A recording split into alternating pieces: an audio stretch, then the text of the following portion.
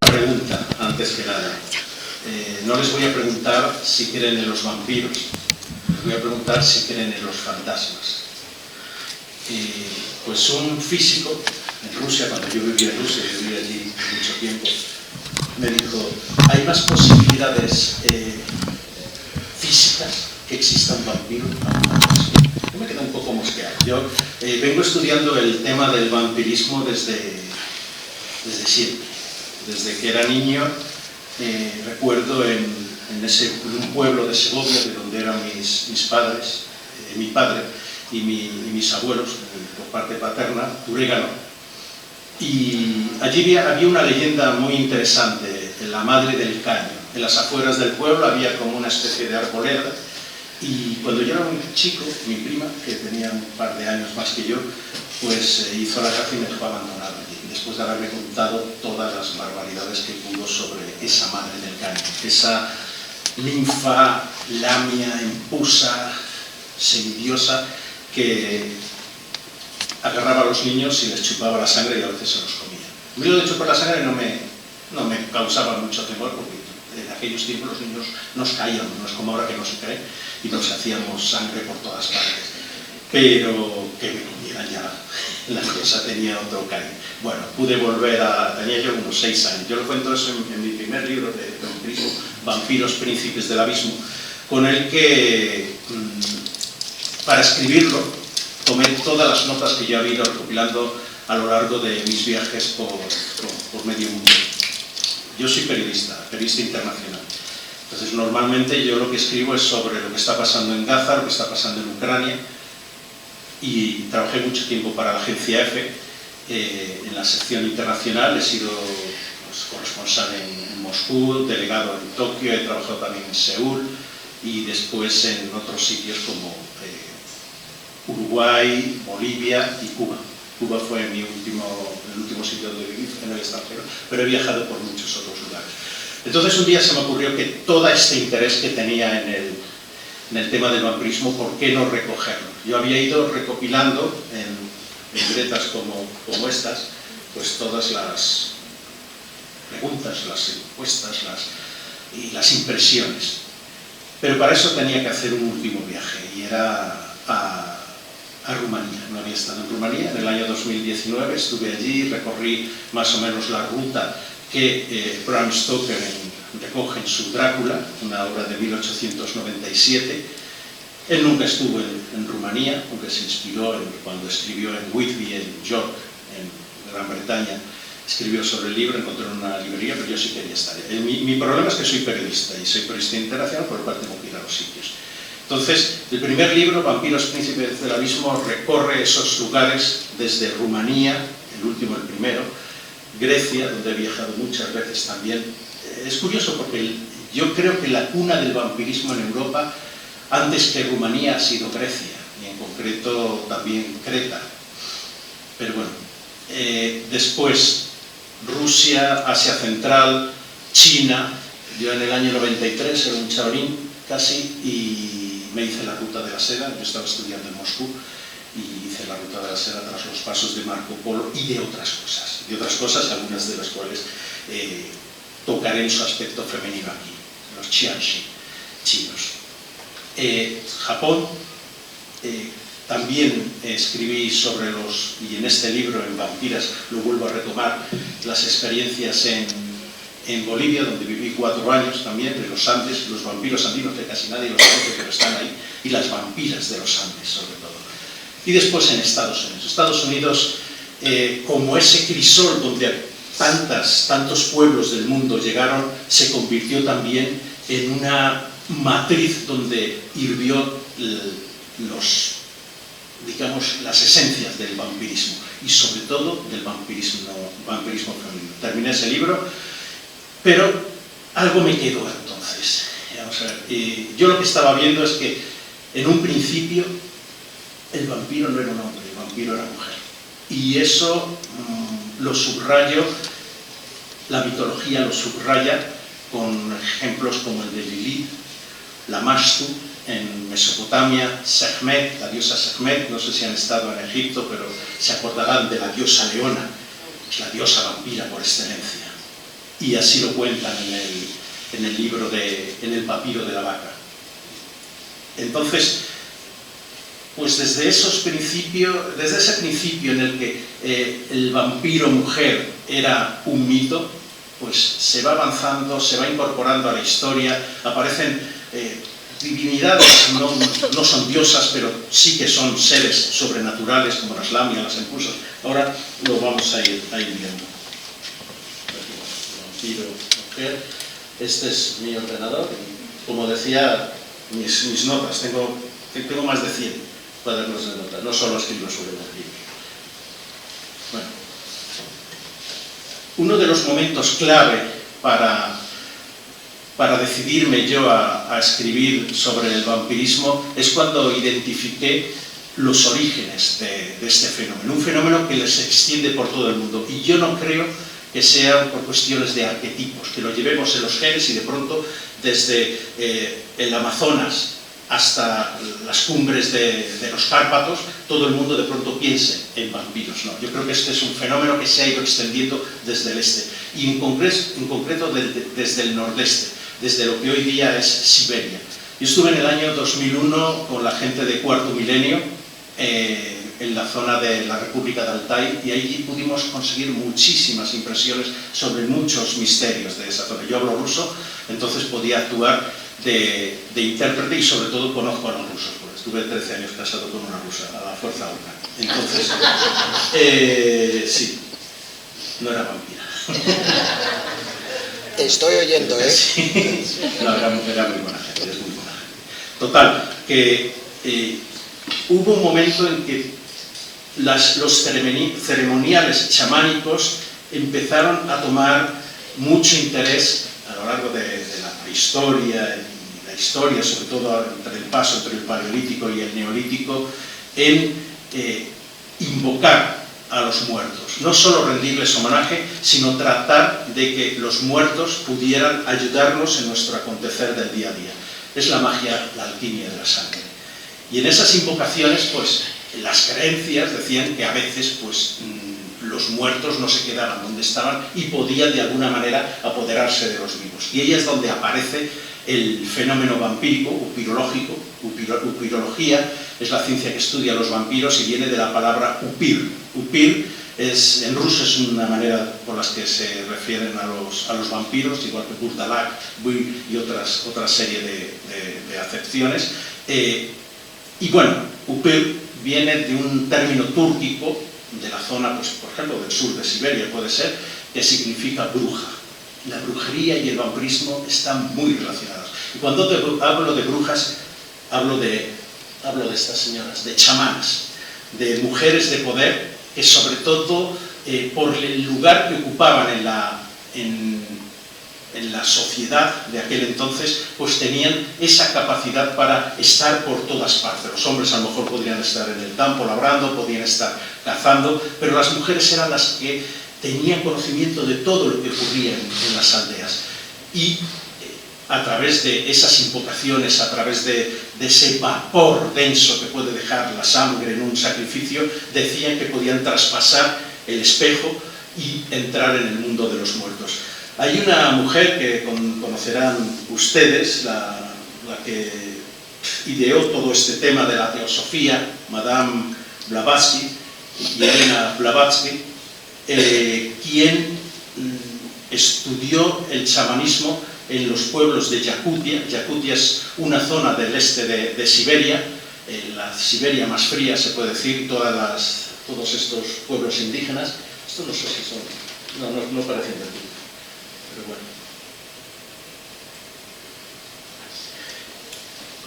Y ella decía que hay un momento en el que las sombras se pueden de alguna forma apoderar de ciertas personas y que para quedarse en este mundo, los muertos, esas sombras, pues tienen que consumir sangre o absorber la energía de los vivos. Parecería una cosa más o menos normal. Recordemos que, por ejemplo, en la las escrituras hebreas se habla de que la sangre es viva, por eso no podéis comer la sangre, porque estaréis comiendo la vida. Pues es más o menos lo mismo. Desde allí hubo una extensión del chamanismo hacia lo que es Oriente Medio, el Mediterráneo, y por otra parte, a través del estrecho de Bering, hacia América. Esta es una yatiri, esta es la isla una isla del Titicaca, la isla del Sol. Estuve en esta isla en el año 2012, cuando se celebró la reunión de las 36, creo que eran 36 naciones indígenas de Bolivia y de otras zonas de alrededor. Fue increíble, había cerca de 5.000, 8.000 personas acampadas todas en tiendas. A mí me pareció un gran pau-pau de esto de los indios de Norteamérica. Y había muchos yatiris y sobre todo muchas mujeres yatiris, que ellas celebraban y intentaban adivinar a base de chayas, que es como se llama pues, alguna de estas ceremonias, con fetos de llamas, con alcohol y demás. A mí me contaron algunas cosas ya sobre el tema del vampirismo, de los Achanchu y las Achanchu y de los Antahuayas y las Antahuayas, que son dos tipos de vampiros sobre todo de Bolivia. No me meto yo hay también algunos casos en Perú y en Chile, pero sobre todo en mis libros yo procuro tocar en los lugares donde está. Este es un yatiri también, esto es en La Paz. Aquí yo haciendo el tonto. ¿Quién es esta? No sé si lo veis bien. ¿Veis una figura? ¿Y qué veis? Es una mujer por los pechos. ¿Y qué tiene ahí? A la derecha podéis ver un lechón y a la izquierda un perro. Esta es la Mastu. Solo decir este nombre antes de Cristo en Mesopotamia, en Nínive, en Babilonia, causaba un terror increíble. Es la madre de los monstruos.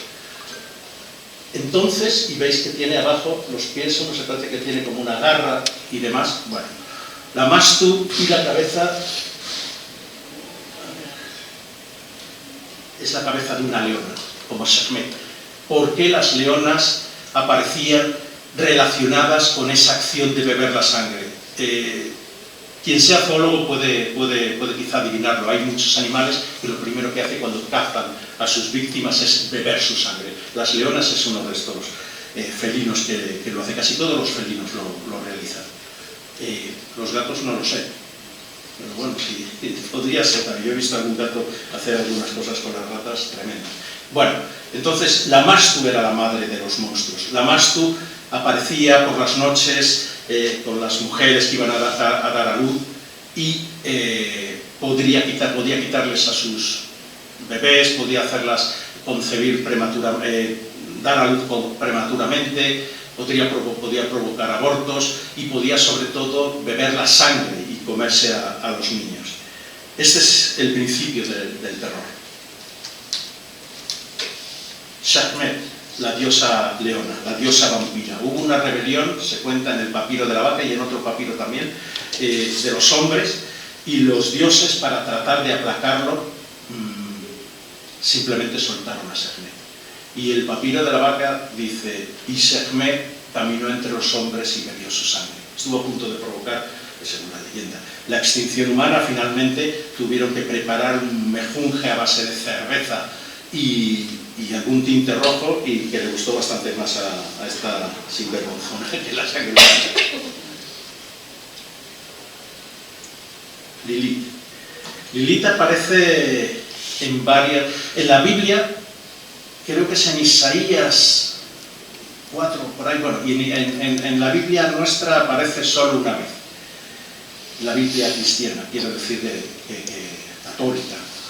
Pero en las escrituras, en la Torá, aparece por lo menos en el Zohar y en algún otro lugar, y se habla de Lilith. En los papiros de Qumran también se la menciona, en el Talmud, en el alfabeto de Ben-Sira.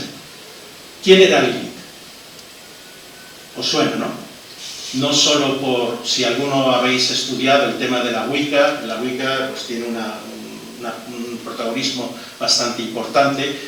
Ha adquirido también unos tintes feministas muy fuertes hoy día, como esa mujer empoderada y tal, con fuerza para oponerse en aquellos tiempos a Dios y a su marido, impuesto, Adán.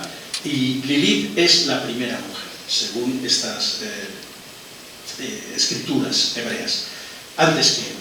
Lilith fue concebida a partir del barro, fue modelada a partir del barro y por tanto recibió del barro sus impurezas.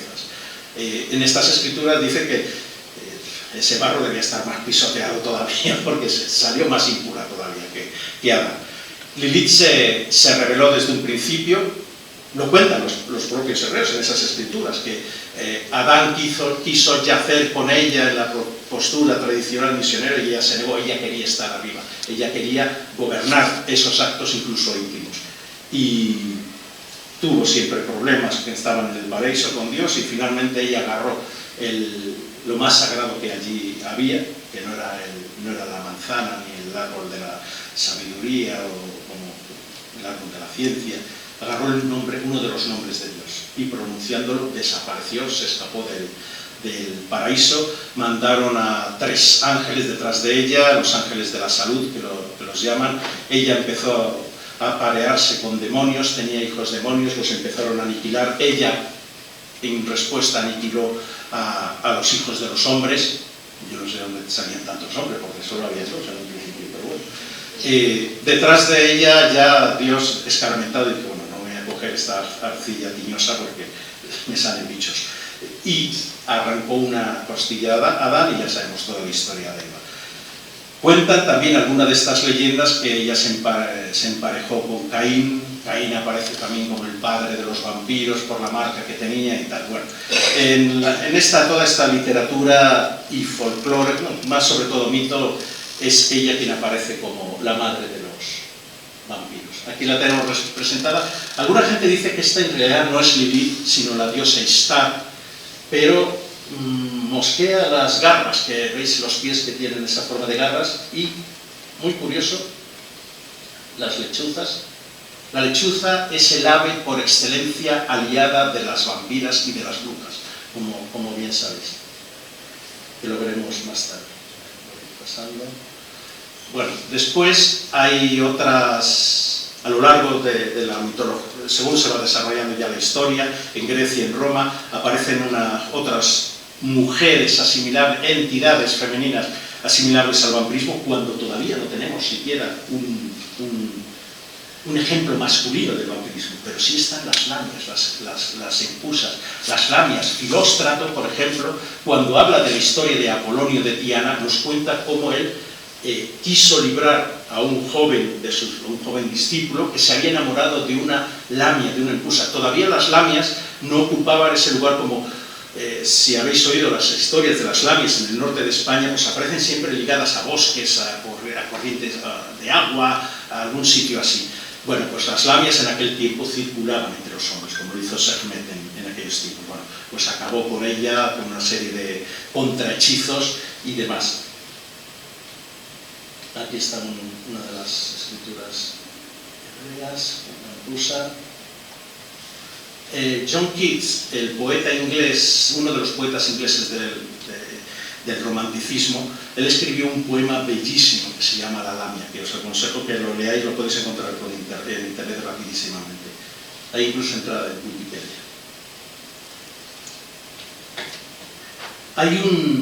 Antes de empezar con unas vampiras más reales, dentro de la mitología hay una figura que está muy ligada al norte de África, incluso a España, aunque aquí se ha perdido ya, pero en Marruecos todavía se sigue escuchando. Y hablo de Aisha Candisa. Aisha Candisa era una entidad vampírica, chupaba la sangre de los niños, de los jóvenes, sobre todo de los jóvenes y de los hombres. Bellísima, vestida de rojo. La única manera de protegerse contra ella era con un cuchillo de hierro, tenía que ser de hierro, no podía ser de bronce, ni de cobre, ni de nada parecido, y tapándose el cazador de vampiros, vamos a decir, que quisiera acabar con esta Candisa, tenía que taparse uno de los ojos para ver la mitad de la belleza y así impedir que le embrujara y pudiera acabar con él. Tenemos también en el norte de Europa, en la zona de Gran Bretaña y de Irlanda, tenemos varias figuras vampíricas o asimilables al vampirismo, como la de Arthur, como ¿cómo se llama esta?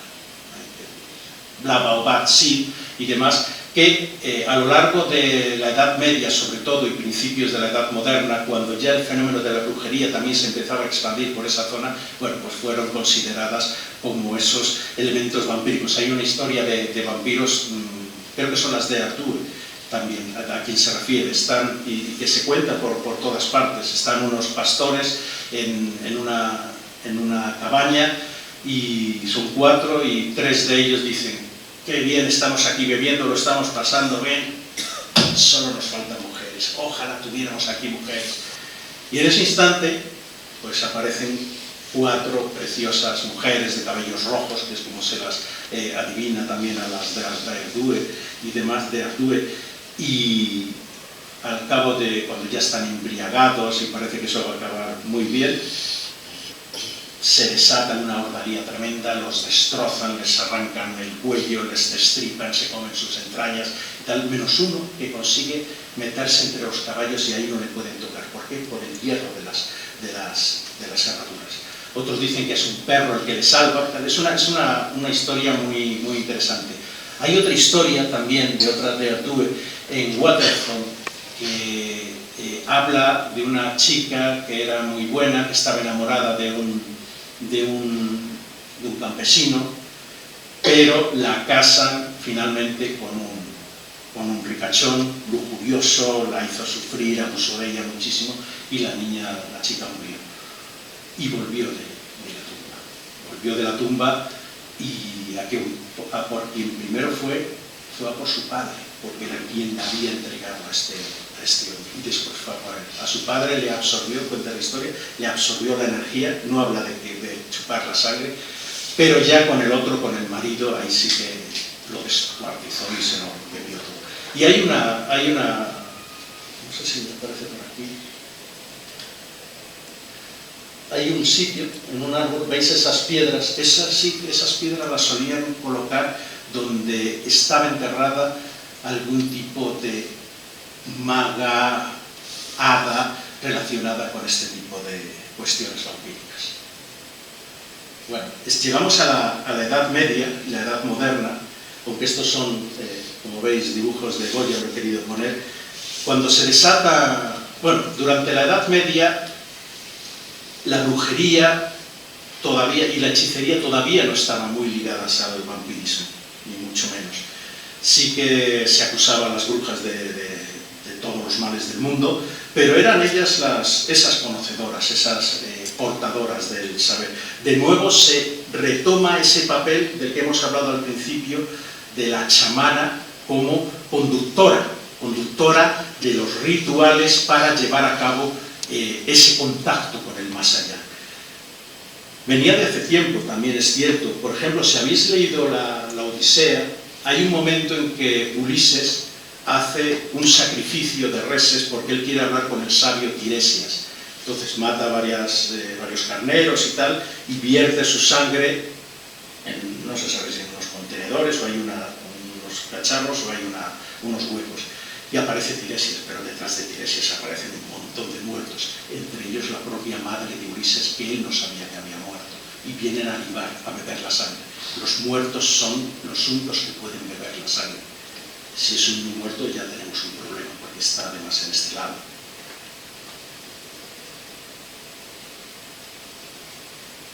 Vamos a ir avanzando.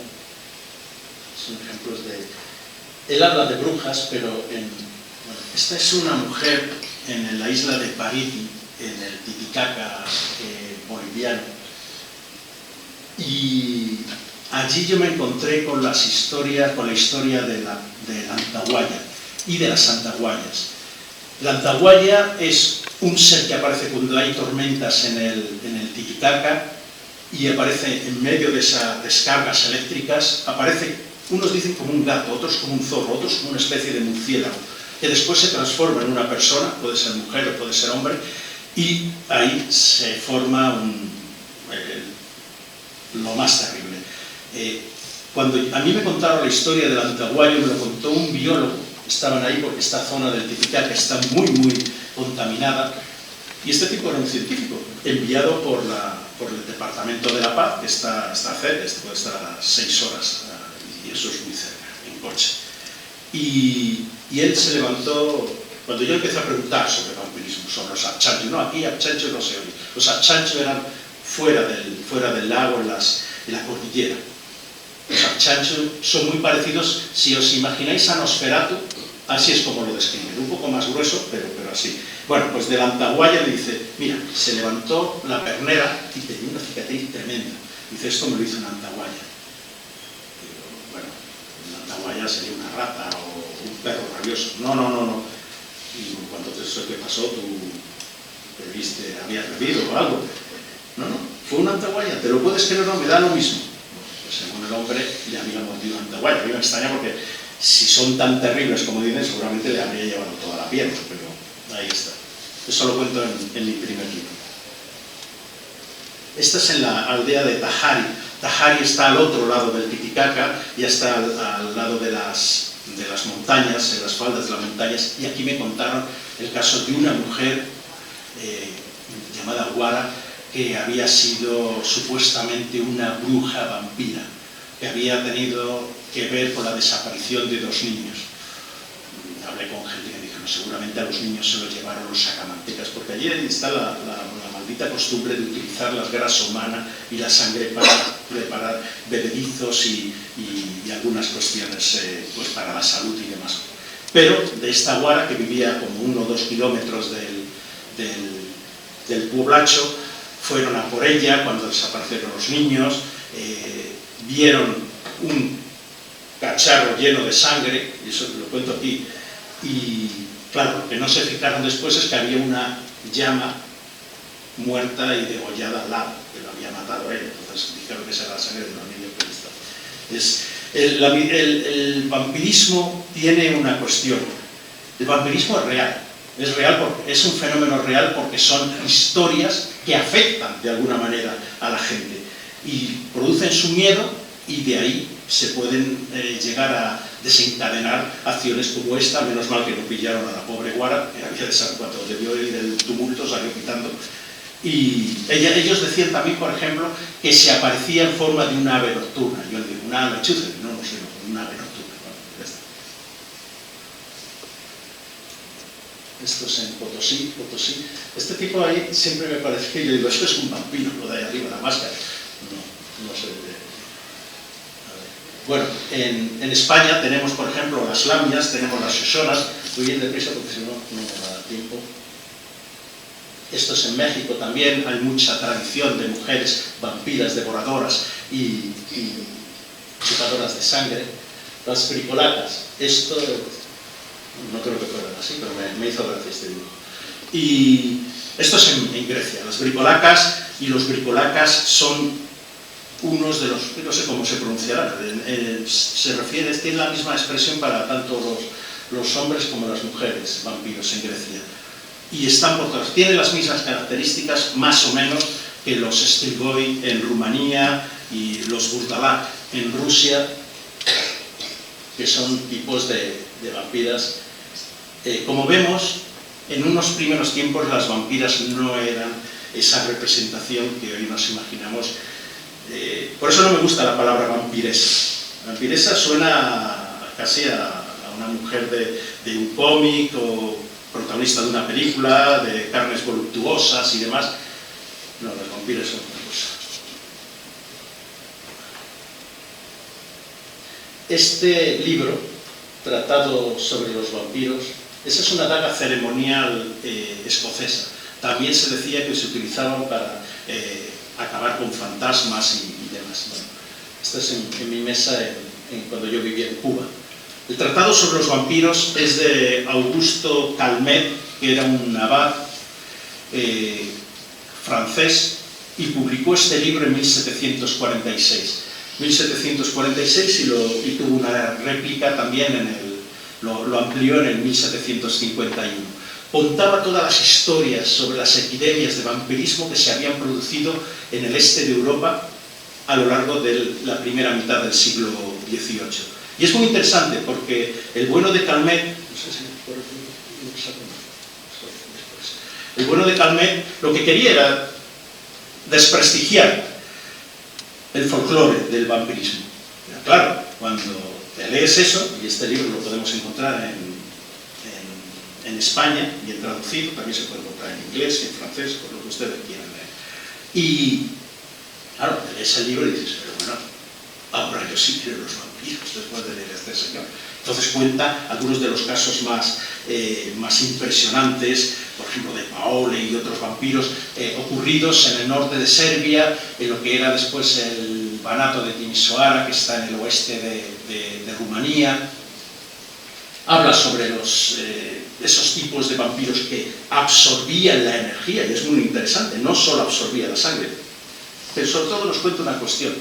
Nos cuenta las historias sobre los primeros cazavampiros, que aparte de aquel Apolonio de Tiana que os he hablado antes, pues había. Y uno de ellos era el conde de Cabreras, no hay imagen suya, que era de origen español, como el gran upirólogo español Javier Arríes, que es el mayor experto en todas estas cuestiones. Él descubrió y aparece en el libro de Calmet, pero resulta, él vio sus orígenes valencianos, Juan Gil y Perellós. Posiblemente está ligado si han estado en Palencia, si habéis estado en Valencia, el Castillo de las Dos Aguas, o algo así se denomina. Los Perellós están muy relacionados con ese palacio. Bueno, pues Juan Gil y Perellós era un oficial del ejército de los Habsburgo durante la guerra de sucesión española, a principios del siglo XVIII. Ganaron los Borbones y por eso ahora tenemos Borbones en el trono y no Habsburgo.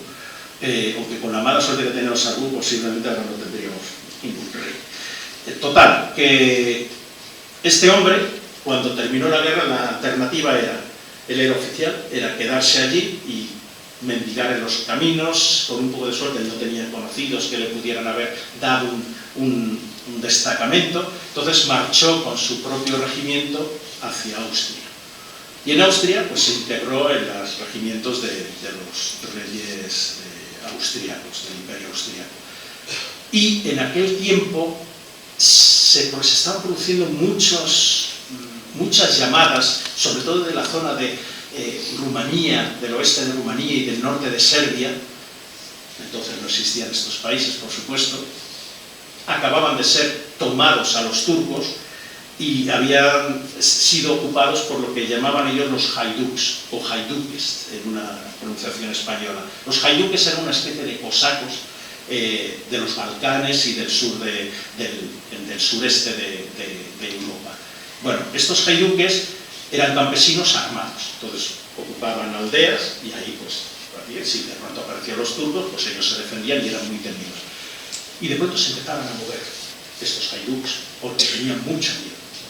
Se estaban produciendo auténticas epidemias de vampirismo. Entonces lo que hacía la corte de Viena era mandar un destacamento con un doctor militar o con algún otro tipo de experto y para ver qué estaba ocurriendo. Y en una de estas fue nuestro buen amigo el conde de Cabreras. ¿Y qué se encontró en una de estas aldeas? Pues le dijeron, bueno, aquí hay un vampiro, un strigoi, y sabemos dónde está en su tumba. Y queremos que ustedes, que son doctos y sabios y militares, pues nos ayuden a exorcizarlo y acabar con él. Ahora está el doctor. Bueno, pues yo que sé, nosotros nos marchamos. Entonces se marchaban los haiduques, eso quedaba despoblado y venían los turcos, los otomanos desde el sur, o los bosnios, o sea, venían pueblos musulmanes. Entonces dicen, venga, ¿qué hay que hacer? Entonces exhumaron el cadáver, vieron que estaba en perfectas condiciones, ya les extrañó, terso y tal, pero eso se produce. La ciencia lo explica por la razón que sea. Y le sometieron a una de esos rituales para acabar con los vampiros. Y era abrirle, sacarle el corazón, el hígado, reducirlo a cenizas, dárselo a beber mezclado con agua a las personas que estuvieran enfermas de vampirismo y decapitarlo, quemar todo y tirarlo a una corriente de agua fuerte. El Cabreras tuvo un caso también de una vampira, y por eso os lo cuento. El propio Calmet nos cuenta varios casos de vampira, que era muy extraño. Cuando de pronto, otra vez, después de que las vampiras habían estado relacionadas con la brujería y tal, vuelven a tomar ese protagonismo. No lo he contado, se me ha olvidado. Aquí en España hubo muchos procesos de brujería, no tantos como en Europa, y aquí tengo que recurrir de nuevo, y es que es así, a la leyenda negra. Hubo 59 ejecuciones de brujas en España, y la mayoría no fueron siquiera por la Inquisición, fueron por las autoridades, por tribunales laicos. En Europa pudo haber hasta 50.000 mujeres asesinadas, brujas consideradas. Aquí, lo que sí que hubo aquí es muchos procesos, muchas torturas y muchas burradas. Hubo un caso muy interesante en 1646, aquí en Madrid, conocéis la zona de Lavapiés, la calle de Valencia, pues ahí se dio el caso de María González, una mujer acusada de brujería, de haber matado y haber absorbido la sangre de un niño. Finalmente se demostró que todo era una patraña, pero sí que había ciertos elementos, pues por qué esta mujer tenía la soga de un ahorcado en su casa y tal, que ella es que es de otra amiga que sí que era bruja, bueno, un montón de cosas así. Pero se la acusó de ser una vampira, una bruja vampira sin mucha razón de ser. Bueno, esta es una... Lo propongo aquí para... Quiero hablaros del vampirismo en China. Voy siguiendo más o menos el orden que tengo aquí, porque si no y aún así no dará tiempo. Bueno, las vampiras chinas. Hay un tipo de vampira china muy evidente, que son las Qianxi y las Niu Wei. Niu Wei es el término para fantasma. Este tipo de vampiras son... No sé si habéis visto alguna la película de Kung Fu y los vampiros de oro, o algo así se titula. Yo en mi libro no hablo de cine, ¿no? Pero esta sí la cito. Bueno, pues son ese tipo de vampiros, como este, que Qianxi significa el cadáver que no puede, el cadáver rígido. Y la historia tiene muchos comportamientos, tanto vampiros hombres como vampiros mujeres, muy relacionados también con el vampirismo de la Europa central, que os he referido antes. Y la manera de acabar con ellos es prácticamente la misma. No creo que los vampiros chinos, o sea, que China había recogido esas tradiciones de Europa, sino más bien, yo cuento tres posibles movimientos de estas historias a través, por ejemplo, de la ruta de la seda. Yo seguí la ruta de la seda en el año 93 y ahí es donde encontré muchos de estos casos de ya en China. Posiblemente siguiendo también las invasiones otomanas, desde lo que es el centro de Asia y el sur de Siberia, después de que los mongoles hubieran arrasado también buena parte hasta Europa, y las emigraciones de los gitanos. Los gitanos tienen una relación con el vampirismo tremenda, las tribus gitanas. Hay algunos clanes que los llamaban los aniquiladores, los mutiladores de cadáveres, y hacían esa ceremonia que os he contado antes, la repetían por todas partes. Entonces ellos iban con sus carromatos y decían, a ver, ¿dónde puede haber vampirismo? Ah, aquí no ladran los perros, aquí puede ser. Pues se acercaban y como siempre habían tenido algún problema de una plaga y todo esto, si el COVID hubiera ocurrido en aquella época, habría sido considerado una epidemia de vampiros, porque muchos de los síntomas que ellos referían eran las víctimas se asfixiaban, sentían una especie de súcubo de mujer encima de ellos o de hombre, absorbiéndoles las energías, tenían hematomas en el cuello, no había tanto derramamiento ni profusión de sangre. Este Chichun es un tipo muy interesante del siglo XVIII, él escribió el libro de las sombras, creo que no está traducido en español, en inglés sí lo he podido yo leer sin problema. Y estuve en su casa en Pekín hace dos navidades, muy interesante. Este tipo se dedicó a obtener narraciones de toda China sobre diferentes fenómenos preternaturales, y él habla de los Qianxi. Este era el Chiyu. Parece ser un tipo, bueno, pero el tipo, una de sus teorías era que un hombre debía hacer como menos, por lo mínimo, 5 veces el amor. Él tenía muchas concubinas al día. Esta es una fotografía en Pekín. Es muy interesante, los Hutong son barrios que todavía perviven en Pekín, y yo ahí me encontré una vez paseando con mi hija. Mi hijita vive con su madre y el marido de esta en China, son españoles, menos el marido que es mexicano. Bueno, pues paseando con ella, Pekín es una ciudad muy, muy segura. Pues nos encontramos en un callejón como este a unos tipos quemando papeles, haciendo una ceremonia, y era en uno de los días dedicados a los muertos. En realidad estaban dedicándola a uno de esos cazadores de espectros, cazadores de vampiros que había.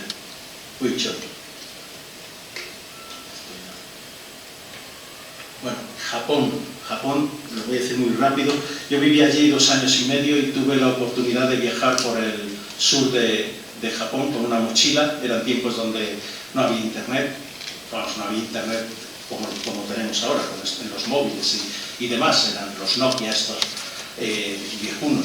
Y esto pudo ser en el año 2005, sí, enero de 2005, en pleno invierno.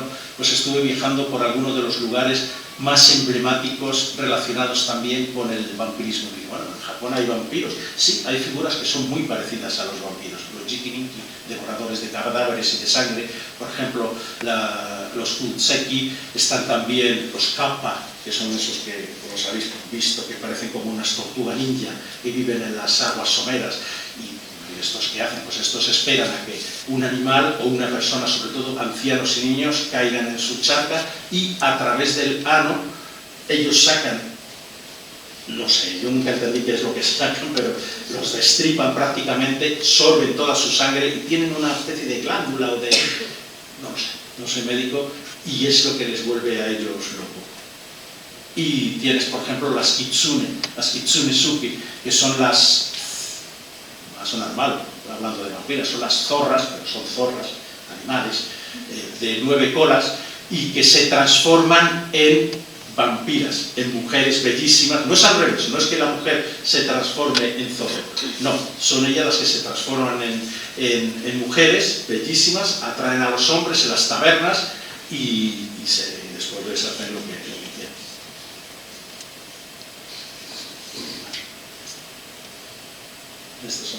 Esto soy yo en el monte Fuji.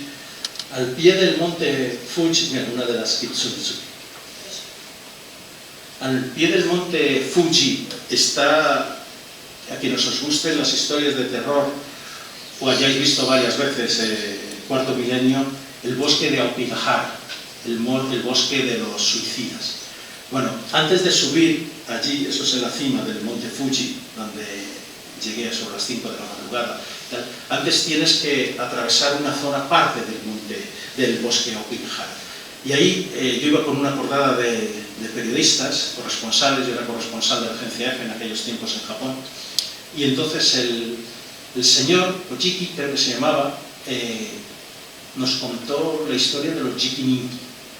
Yo hablaba muy poco japonés, había uno de los compañeros que hablaba más japonés y tal, pero como vio que yo me interesaba, yo le preguntaba, señalándole al bosque, ¿qué hay ahí? Y ese se reía así, Jikininki.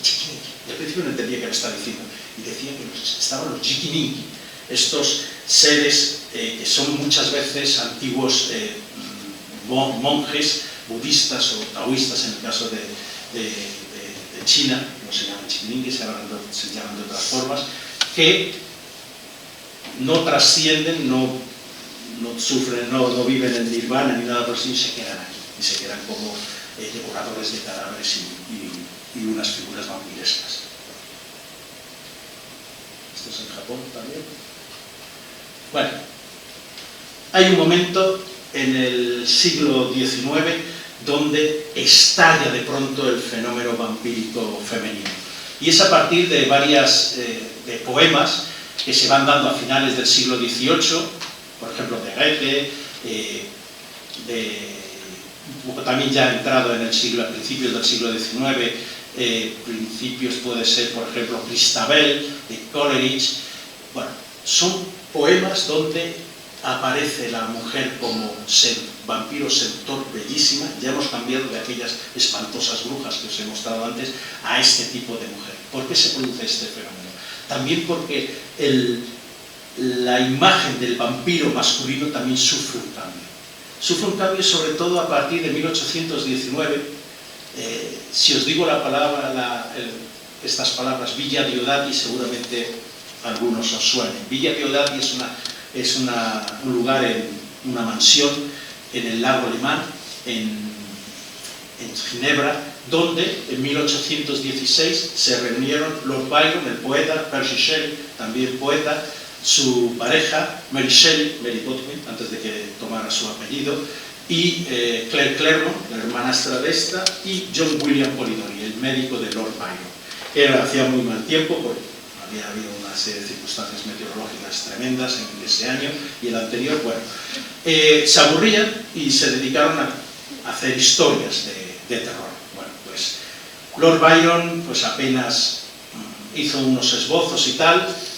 John William Polidori se imaginaba una historia sobre una especie de mujer vampírica con cabeza con cráneo, con una calavera en lugar de cabeza. Bueno, Mary Shelley, si lo sabéis, si no os lo digo, fue la autora de Frankenstein o el moderno prometido, que se gestó en esas noches de junio de 1816. Pero John William Polidori, que siempre se lo ha dejado un poco ahí, Polidori le llamaba Byron porque se metía mucho con él, pues creó el primer relato de un vampiro aristocrático. El vampiro se titulaba, y Lord Ruthven era el vampiro. Bueno, pues este cuento que dio lugar a todas, pues por ejemplo, Entrevista con el vampiro y otra serie de narraciones que después plasmadas en el cine, donde se le representaba pues al vampiro como un hombre muy bello y con dineros y tal, pues tiene su origen ahí. Pero también influyó en la manera en que se había de tratar a la vampira. Y tenemos el caso de Hoffman, con su... aquí aparece la femme vampire, pero es el vampirismo, donde el vampirismo, ese cuento de Hoffman fue pues, posiblemente el primer cuento sobre una vampira, una mujer vampiro, que se hizo. Gautier, con Théophile Gautier, La muerta enamorada, esto es de 1836, la historia de Clarimonda y cómo esta mujer pues también de alguna manera seducía. Y ahí tenemos una de las características de la vampira que en el siglo XIX se va repitiendo, esa capacidad de seducir a sus víctimas. Se convierte ya no tanto en una cazadora, en una depredadora como podían serlo la mastu, las lamias, las empusas, se convierte en la araña, que espera una araña bellísima y que espera que el hombre tonto se enamore y acabe queriendo beber del infinito de la noche de ella, y lo que acaba siendo es chupado. Este es un libro muy Las die Totenbrüchen, que significa, a ver cómo lo he puesto, lo he traducido yo por aquí. Bueno,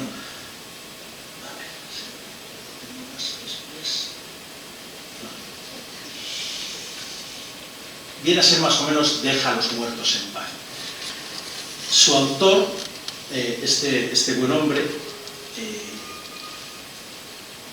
Raupen, él viene a describir un tipo de vampiro en el que un tipo de mujer vampiro que se apodera de alguna manera, va transformándose y va convirtiéndose en otra persona, puede ocupando el cuerpo de otra persona. Eso es lo que Madame Blavatsky, por ejemplo, nos hablaba del vampirismo astral. Los vampiros astrales que son capaces de pasar de un ser humano a otro ser humano, y en este caso pues tiene mucha razón de ser. Este hombre, Ernst Raupa, pues influyó mucho con su libro de Deja a los muertos en paz. Está traducido, estaba buscando el otro título, que es lo que no despertéis a los muertos. Posiblemente esa sea la primera traducción que se hizo al español. Y habla de una vampira, Brunilda, que es retornada de la tumba por su amado, Walter, Walter se ha casado, tiene mujer, ¿no? Se murió Brunilda hace tiempo, tiene 2 hijos, pero él está enamorado, tiene un... Además lo describen como lascivia lo que siente este hombre por su antiguo amor. Y la resucita de manos de un nigromante. Y es esa resurrección de los muertos, ese volver que lo dice de una manera muy interesante. Dice, el amor no retorna intacto del inframundo. Y dice la chica Brunilda, sí, así es el amor de los muertos. Bueno, la Brunilda se carga, Walter se carga, los hijos se carga a todo el mundo. Los vampiriza como vino de ser. Es muy curioso porque este cuento, Deja a los muertos en paz, que es de 1823, tuvo mucha influencia en una novelita que os voy a nombrar ahora, que fue la clave del movimiento, el punto central del vampirismo femenino llevado a la literatura. Pero antes también influyó en un cuento de 1838 de Edgar Allan Poe. Edgar Poe escribió 3 cuentos con mujeres que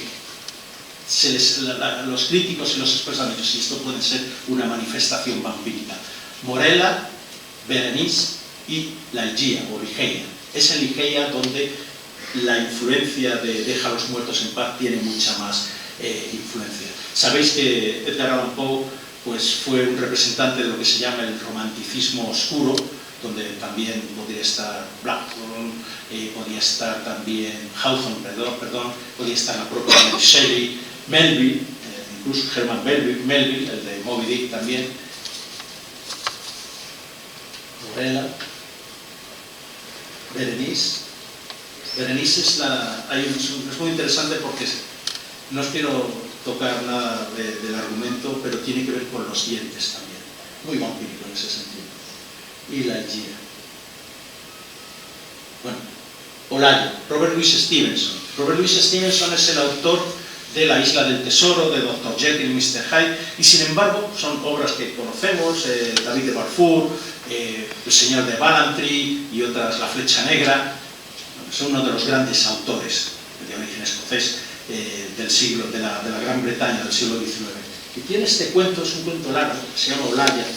Olaya para mí es el mejor cuento, cortito, no tan largo como puede serlo Carmila, que hablaré ahora, que ha dado la literatura inglesa. Olaya ocurre en la península ibérica. Ocurre en la península ibérica durante las guerras carlistas. Es un oficial británico, parece ser escocés, que para recuperarse de sus heridas debía estar como asesor de las tropas carlistas seguramente, porque a ellos les interesaba desestabilizar a Isabel II en el poder. Bueno, pues es herido y se va a un caserón. Yo creo que podría estar no dice en ningún momento, pero tal como describe, podría ser en Navarra o en Aragón, por esa zona debía estar, donde viven 3 personas, una madre, una hija y un hijo. Y no quiero contaros más, pero la prosa es bellísima.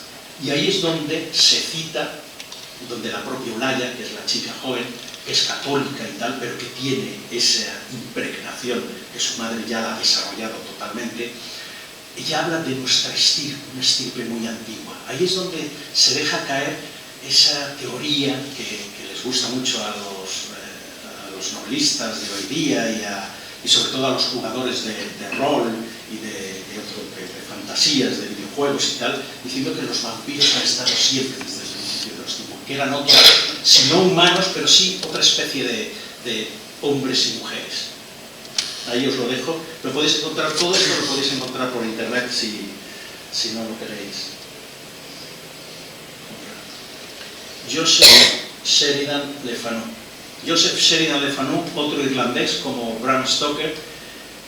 Este hombre tenía una imaginación portentosa y es el autor de Carmila. Carmila es una novela cortita, en una tarde os la leéis.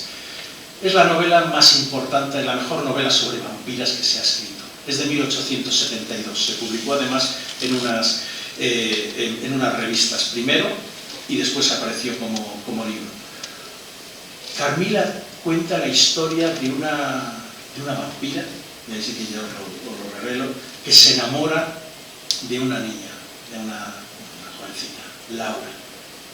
Estamos hablando de 1872, cuando ya el mero hecho de hablar de una vampira que atacaba a los hombres, que los engañaba y que los convertía en presa, era algo totalmente desusado. Pero estamos hablando aquí de amor lésbico evidente. Cuando leéis las conversaciones que tienen las dos, es una cosa que hoy día pues no nos asusta, mucho menos, pero en aquellos tiempos sí. Y de hecho a Joseph Sheridan Le Fanu le intentaron apartar y tal, pero siguió adelante esta historia. Él se inspiró posiblemente en una vampira humana que ahora voy a hablar en un ratito, porque ya no sé cómo vamos de tiempo, pero... Y Carmila ocurre en Estiria. Estiria es una parte que existe en el sur de Austria, es uno de los territorios vampíricos por excelencia. Ahí es donde Bram Stoker quiso situar la historia de Drácula y después lo cambió. En una de las primeras versiones él no hablaba todavía de Drácula, hablaba del conde vampiro y que sucedía, sus andanzas estaban en Estiria. Pero ¿qué sucede? Bram Stoker se encontró en Whitby, en un pueblecito que está en el este de Inglaterra, en York, en esa zona. Se encontró en la biblioteca un libro sobre Valaquia, los condados de Valaquia, las historias de Vlad el Empalador, entonces decidió trasladarlo todo allí. La verdad es que si habéis leído Drácula, todo el mundo dice que lo ha leído, pero se ha visto la película de Coppola y un poco más, como ha visto muchas otras películas. Drácula es muy distinto, cambia muchas cosas. Bueno, al posible Vlad el Empalador nunca lo nombra con ese nombre, pero sí cita de un voivoda de Valaquia y demás que estaba ahí. Y bueno, pues, él se inspiró más en, ahora contaré sobre ella, en esta mujer, la que está deportada de México, desde Bathory. Y Joseph Sheridan Le Fanu también había leído sobre la Bathory. Bueno, fue un escándalo, pero nos ha dado una de las historias más preciosas. Tenéis muchísimas ediciones de Carmila.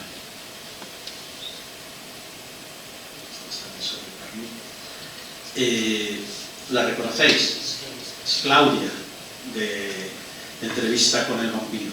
También hablo yo, es una de las novelas, fijaos, que es ese vampiro aristocrático que a mí no me gustan tanto, ¿no? Estos petrimetres chupando sangre, pero esta obra me parece magnífica, de Anne Rice. En los años 70 apareció y aparece una vampira, pero aparece una vampira niña.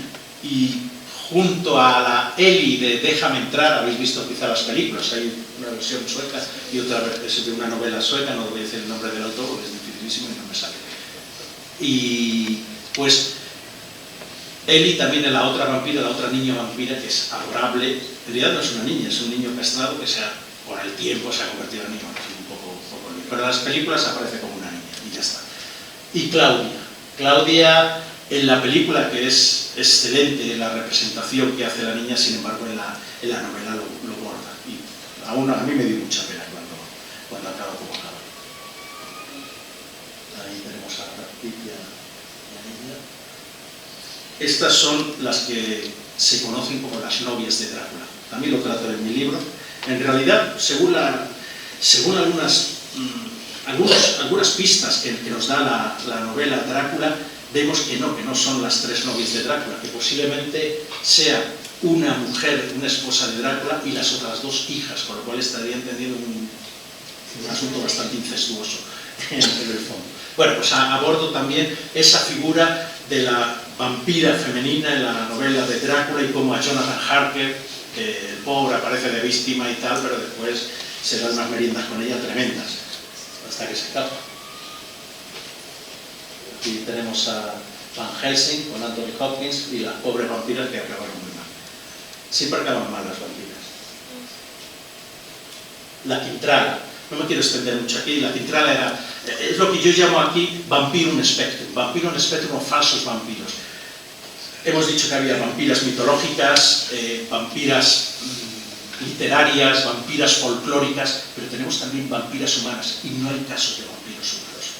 Sí, el vampiro de Düsseldorf o alguna cosa así, pero que no tiene que ver nada. Estas mujeres, que os voy a citar, cito a 3 nada más en mi libro, pero había más. La Quintrala, esta mujer de Chile, durante la época de la colonia, hacía prácticas de brujería, porque esa es una de las constantes del vampirismo. Si lo hemos visto con el chamanismo, esa relación, a lo largo del tiempo es la magia negra la que lleva a que muchas mujeres y muchos hombres intenten desarrollar esas capacidades vampíricas para trascender esta vida y convertirse en inmortales, no porque todos los vampiros pueden ser aniquilados, pero sí en eternos. Esta es la Quintrala, que estuvo, hasta se cargó por lo menos a 40 o 50 personas. Ella era iletrada, pero tenía conocimientos de...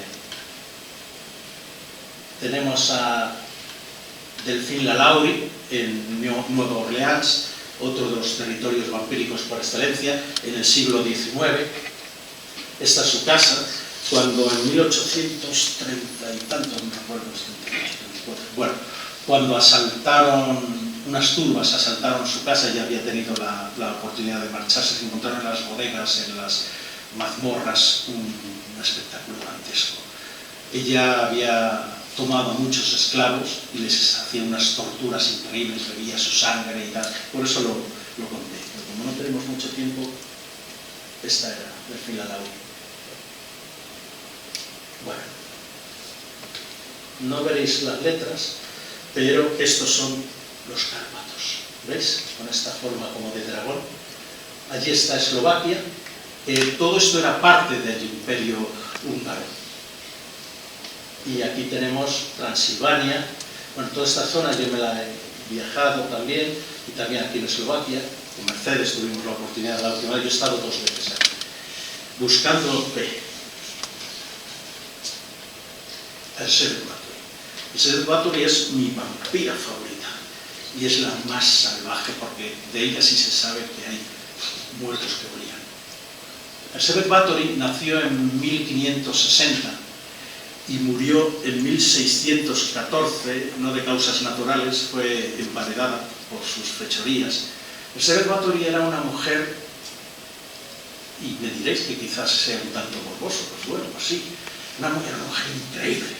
Era noble, era de los Bathory eran la rama o la estirpe húngara posiblemente más importante, descendiente de aquel Vlad el Empalador también. Toda esa zona estaban muy relacionadas porque eran parte de lo que era el antiguo imperio húngaro. Ella era de origen húngaro, había nacido en Irvato, lo que hoy día todavía es, no sé si está ya en la frontera con Polonia y Bosnia, y tenía posesiones por todas partes, desde Viena, donde también hizo alguna de las suyas, hasta el castillo de Čachtice, que tuvimos oportunidad de ver. Yo he estado allí 2 veces, y a cada cual más impresionante.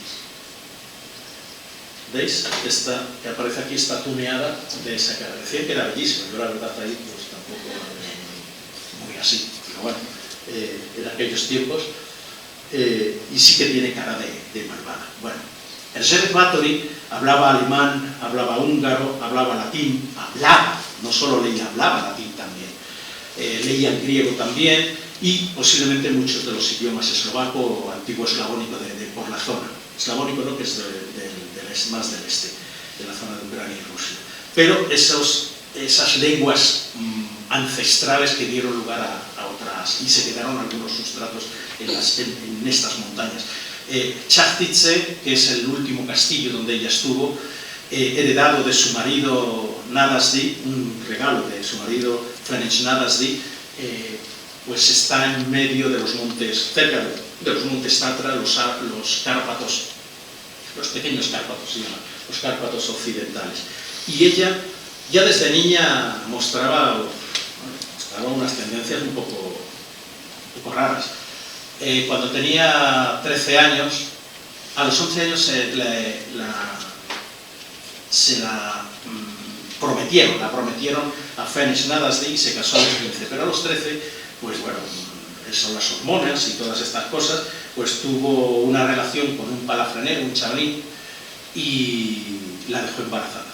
Dio a luz a la niña, se la quitaron y al chiquito le castraron y vivo le echaron a los perros para que se lo comieran. Ella no pestañeó. Eso lo cuentan la gente que se ha dedicado a estudiarlo. Hay una poeta, historiadora, que se llama Valentine Perros, es francesa, surrealista, y se dedicó 10 años de su vida a rastrear a la Bathory. Increíble. Hay un libro, lo podéis encontrar en español, además, es precioso. Aparte de todas las temporadas que es buena, pero es maravilloso. Y ahí ella recoge todas las demostraciones que acusan a esta mujer de haber sido también una bruja. Y una bruja que tomaba sangre porque creía que la sangre, no solo para, como la leyenda dice, los baños de sangre para rejuvenecer y tal, no. Ella bebía también sangre y mordía y arrancaba la carne de sus víctimas. Ella, según el juicio que le hicieron, podía haber matado 650 niñas y mujeres. Un poquito exagerado quizá, pero vamos, hubiera matado a 50. Y lo que se encontraron, desde luego, su primo Giorgi Tuzzo, que habitaba en el castillo de Orava, era uno de los palatinos, era el palatino del rey Matías. Cuando fue allí, lo que se encontró fue brutal. Él habitaba, por cierto, Giorgi Tuzzo, el castillo de Orava. El castillo de Orava es donde, si os gusta el cine, se rodó y tiene lugar la película Nosferatu. Se rodó en 1921 y se estrenó en 1922. La mejor película de vampiros que yo he visto. La actual, la antigua, la primera original. Esta actual nueva que hicieron no está mal, pero no es Nosferatu. Se basó en la historia de Drácula, pero hay mucho ocultismo. Eso daría para otra conversación. La historia de Nosferatu y todas las relaciones ocultistas que tiene esa película. Este es el castillo de Čachtice. En esta torre es donde ella hacía sus bestialidades y en otra más para allá es donde ella fue emparedada. Bueno, la primera vez que fui allí, en el año 2021, y viajaba con una chica historiadora del arte y tal, y llegamos, estaba tapada esa entrada, había un hueco, pero había bancos detrás, pero como no había nadie, pues lo abrimos. Yo no cabía, pero ella sí cabía. Y dentro ella pudo oler algo muy nauseabundo. Y yo le dije, mira si hay un color oscuro, iba con el teléfono, con la luz del teléfono, y decía, había una mancha tremenda.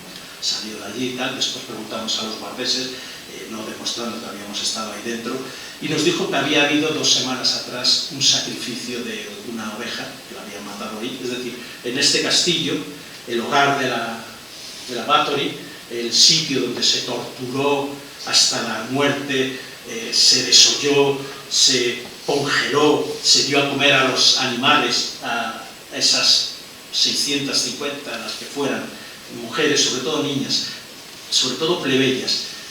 Todo empezó, bueno, pues lo dijo que se había producido eso. Todo empezó en 1604, o sea, la gran orden. Ella había sido siempre muy cruel con sus chicas y tal, con las que tenía de doncellas, pero en 1604, cuando murió Ferenc Nadasdy, él había sido soldado, el llamado el Caballero Negro, el Príncipe Negro de Hungría, atacaba a los turcos, los descuartizaba, los emparaba, vamos, una especie de plan, el emperador redimido. Y ellos se intercambiaban cartas que cada uno se contaba las mayores borradas de lo que hacía en su sitio, una en el campo de batalla y la otra en sus condados.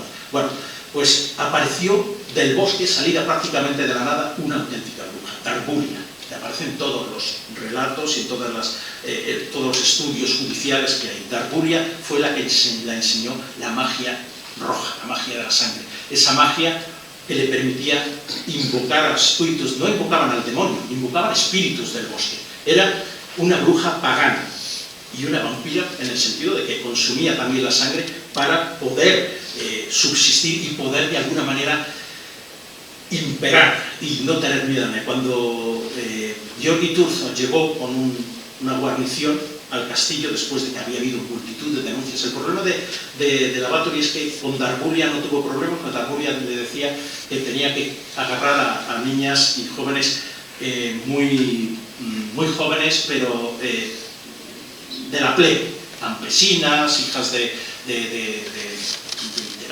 ¿cómo se llama esto? De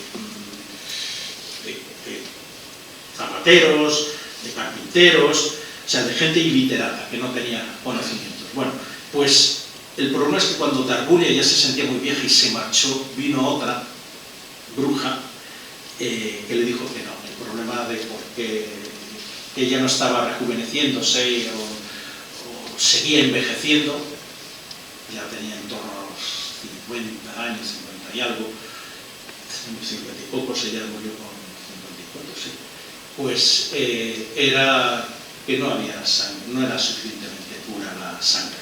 ¿Y qué ocurrió entonces? Pues que fue a por hijas de nobles y tal, y después ya no lo podía ocultar más, y a por ella fueron. Incluso en Viena, ella tenía casa en Viena, y ahí, frente a un convento religioso, y los religiosos se tapaban los oídos. Eso salió después, cuando se puede ver en los autos del procesales. Se tapaban los oídos de los chillidos que se oían, pero como era un abato y tenía mucho dinero, mucho poder, pues no. Alguien ha dicho que se fue a por ella simplemente porque querían desplazarla del poder, era una mujer al fin y al cabo, eran unos tiempos donde la magia corría por todas las cortes europeas, desde Felipe II, Rodolfo II en Praga y demás, pero ella era mujer. Puede ser que hubiera algo, pero no, porque sus hijos no quedaron en la calle, desde luego. Esto lo debería quitar, la verdad, es una representación de una niña torturada, que es bastante mala, desde luego. Pues ya está. Bueno, pues Bathory yo creo que es la plasmación de toda esta búsqueda que yo hice tras las vampiras. Yo partía de la hipótesis de que en un principio, más que una hipótesis, una tesis, el vampiro era mujer.